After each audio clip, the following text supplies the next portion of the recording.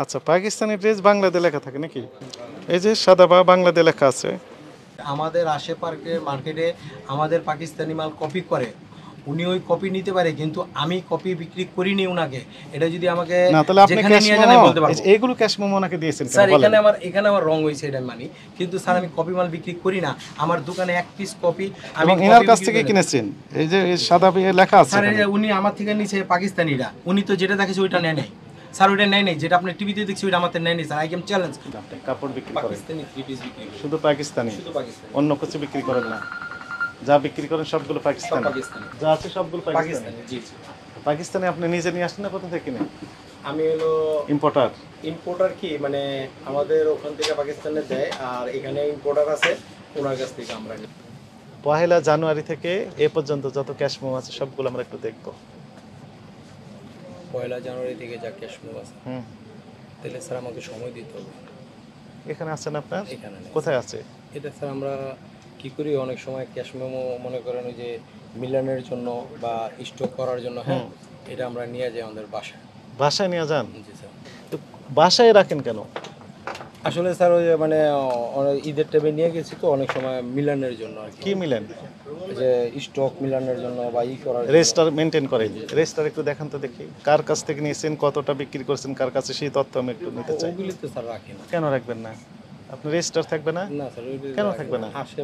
আপনার রেজিস্টার থাকবে না যে এত তারিখে পেলাম এত স্যার, এতটি register এই করি। আইটেম, আর বিক্রি হলো এতগুলো, অবশিষ্ট থাকলে না স্যার, এতগুলো? এটা করি না স্যার। কার কাছে কতগুলো বিক্রি করেন? হ্যাঁ, এটা তো মেমোতেই থাকে স্যার। মেমো তো নেই আপনার কাছে? এই যে মেমো আছে, মানে যেটা মেমো বের করেন, যতগুলো আছে সব বের করেন। কোনো কন্ট্যাক্ট নাম্বার নেই, ঠিকানা নেই, কিচ্ছু নেই, ক্যাশ মেমো এইভাবে লেখে? আপনার এই তো মূল কপি তো এটা। জি স্যার। আজকে কয় তারিখ? আজকে হলো 15 তারিখ, কোন মাসের? মে মাসের মে মাসের কোন সাল? 24 সাল। এটি হচ্ছে আপনি দিয়েছেন 22 মানে সেপ্টেম্বর মাস 2022 সালের। 22 এ তো সব 22 সালে, এটাও 22 সাল। এখানে তো 14 ডিসেম্বর 2022। আসলে তো স্যার 24 সবটা তো সাল মাল শেষের বিক্রি হয়ে দিকে যায় না স্যার। আপনি 22 সালের ক্যাশ মেমো দেখাচ্ছেন। এটাও 3 ডিসেম্বর 2022। তিনটা দেখলাম, তিনটাই 22 সালের। এটাও 22 সালের, সবগুলো তো 22 সালের। আপনি সত্য কথা বলেন। আমরা স্যার, আমার বলেন, আপনি প্রশ্ন করেন, কি করতে হবে বলেন। কোশ্চিন আমাদের বেশি না, 3টা কোশ্চিন। আগে ক্যাশ মেমো গুলো দেখান। আসলে আগের ক্যাশগুলো নাই স্যার। আগের ক্যাশ মেমো নাই। আপনার নাম কমপ্লেনটা হচ্ছে যে আপনিই বলেন আপনি দেশি প্রোডাক্ট বিক্রি করেন কিনা, সত্য কথা বলবেন। অল্প হলেও বিক্রি করেন কিনা? এক পিস বিক্রি করি না স্যার, Copy ইনশাআল্লাহ এক পিসও কপি করি না। বাংলাদেশের যদি আমার পার্টিদের সাথে আমি আপনার নাম্বার দিই, এটা আমি বলতে পারি। কার আমি কার আপনার কাছে YouTube বিক্রি দেখছি করেন স্যার। সে তালিকা আমি দিন। আপনাকে বলি স্যার, আপনারা আমি 2 দিন আগে আপনার ইউটিউব দেখছি, যে যেই মালটা আপনি দেখাইছেন সেটা আমাদের মাল, আমরা বাংলা মাল বিক্রি করি না। আমার আপনার নাম? মার্কেটের সব দোকানে আমাদের না। এটা যদি কিন্তু কেউ তারা বলে তো না, বলে যে আপনার কাছ থেকে না নিয়েছেন। স্যার, এটা আমি দেখছি স্যার, এই জন্য আমি চ্যালেঞ্জ করতে পারি। আপনি ওনারে নিয়ে আসেন, আমারে নিয়ে যান, আর 5টার লোকরে নিয়ে যান, ওইটা বাংলা মাল না কি মাল, কিন্তু আমার মাল না। আপনার ক্যাশ মেমো এই ক্যাশ বই এটা ছাড়া আর নেই? না বলেন। আপনি বলেন যার 4-5টা আছে, যার কাছে কিনেছেন সেটিও নেই, যার কাছে বিক্রি করে সেগুলো তথ্য নেই। আমাকে যে কমপ্লেইনটা 2022 সালের ক্রয়ের শুধু আছে, কোনো রেজিস্টার নেই, কোনো ক্যাশ মেমো নেই। আপনি ভ্যাট ট্যাক্স দেন কিভাবে সরকারকে বলেন? আপনাকে এনবিআরকে যে ভ্যাট দেন, কি ভিত্তিতে দেন, কিসের ভিত্তিতে? আপনার ট্রেড লাইসেন্স আছে? দেখান তো দেখি। আপনার টিআইএন আছে? বের করেন একটু দেখি, কি ভিত্তিতে দেন, কত টাকা করে দেন? স্যার আমরা হলো মানে এখানে সেলের উপরে প্রতি মাসে অল্প অল্প দিয়ে দিই। মানে অল্প অল্প করে দেন সেলের কোন কি? আপনার তো সেল তো বোঝা যাচ্ছে না, আপনার তো ক্যাশ মেমো নেই, ফলে আপনি কিভাবে সেল অল্প অল্প করে দেন? মানে একটু ইগুলো কম বেশ করে দিয়ে দিয়েছে। কত টাকা করে দেন আপনি? 15,000। কোন ধরনের কথা বলেন? আপনি কোটি কোটি টাকার ব্যবসা করেন আর 5,000-10,000 টাকার আপনি ভ্যাট দেন সরকারকে। এখানে উল্লেখ থাকবে না যে কোন ধরনের ড্রেস, কত পিস আছে, দাম কত করে? তথ্য তো থাকবে। কি ড্রেস আছে সেটাও তো লেখা নেই, আছে বলেন? এটা বাংলাদেশি তৈরি না পাকিস্তানি না ইন্ডিয়ান না অন্য দেশের, সেগুলো লেখা আছে? তাহলে বুঝবো কিভাবে বলেন? এটা কোন দেশের? এটা পাকিস্তানি। আপনি শুধু পাকিস্তানি ড্রেস বিক্রি জি স্যার। করেন? এর নাম কি? এটা সাদাবাহার সাদাবাহার। সাদাবাহার এম। এটা একটু খুলেন দেখি, খুলেন, খুলে দেখান।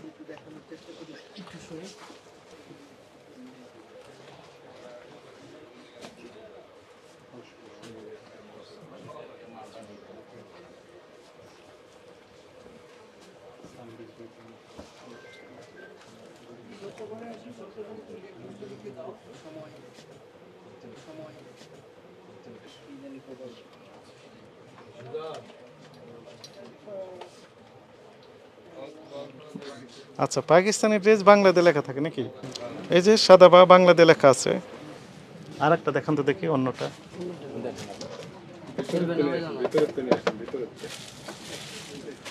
একটা দেখান, হ্যাঁ খুলেন।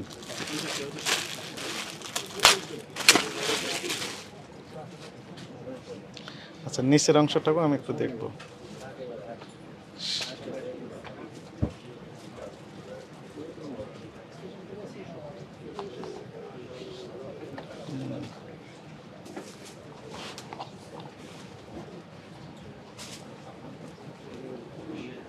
দেখি ওই নিচের অংশটুকু একটু দেখি আমি। সাইদ